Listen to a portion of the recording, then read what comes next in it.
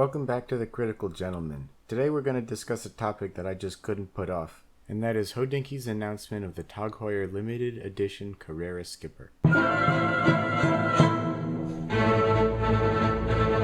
As I'm sure you've come to learn by now, I'm a big fan of vintage watches. However, I also have an appreciation for watches that are designed with vintage heritage in mind. This watch falls directly into that category as it takes a page right out of the book of the Carrera skipper as well as the Dato 45. There are a lot of things that I like about this watch. For starters, it's a 39mm case size, which I think is much more reasonable than the Octavia's 42mm case size. I also appreciate the authenticity in terms of the color scheme. TOG Heuer chose to use the same bright color scheme on their new release as they did the original skipper. This retains a lot of the original look and sets the watch apart from many others that would otherwise be quite similar. Unfortunately, this is the part where I take off my rosy glasses and lump this watch onto the what could have been pile from TOG Heuer. I know I've mentioned in at least 2 previous videos that I was disappointed with the 2017 Octavia announcement because of the case size and some of the other choices TOG Heuer made, such as including a date window inside the 6 o'clock sub-register. While this watch does not make those same mistakes, there are enough deal breakers in the design that I'm not terribly upset I missed the waitlist for this piece, not the least of which is the $6,000 price tag. In truth, I have to admit my disappointment that they styled this watch on the Dato 45 rather than the skipper itself.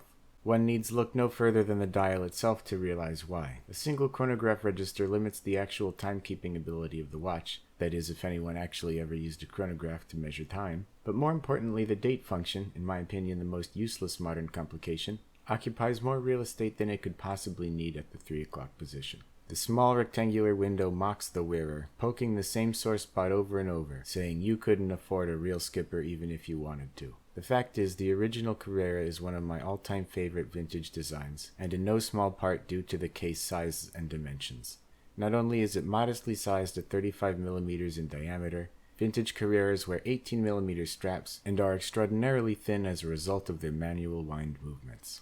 Not only does this watch lose the elegance of its case size and thickness, it goes one step further to get under the skin of its owner by demanding 19mm watch straps. These odd millimeter width straps are almost impossible to find, despite many of the most popular vintage watches being offered in this size. Sarcasm aside, the fact that there is only one sub-register and the date window means the dial is painfully off balance and lacks some of the color that made the skipper legendary in the first place.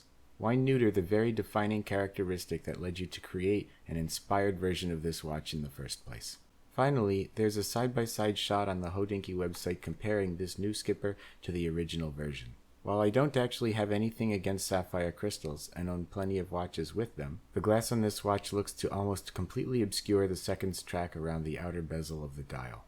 In my opinion, this is one of the defining characteristics of the Carrera, and is featured prominently on the original skipper. The increased case size of this new version makes the bezel diminutive in comparison, and moreover the white ring effect created by the sapphire crystal makes it almost impossible to see. By white ring effect, I refer to the phenomenon where a sapphire crystal creates a murky white ring around the edge of the dial where it meets the case.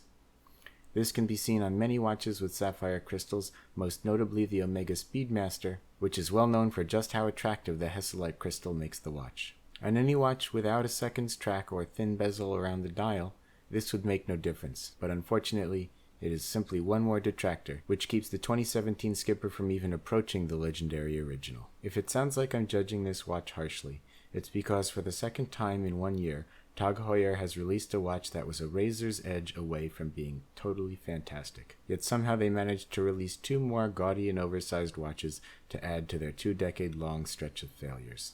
TOG Heuer, if you're listening, and if you're not yet ready to buck the trend of people who want to wear dinner plates, save those excellent designs for 2 to 5 years from now, when vintage elegance has made its fully mainstream comeback, because mark my words, it's on its way.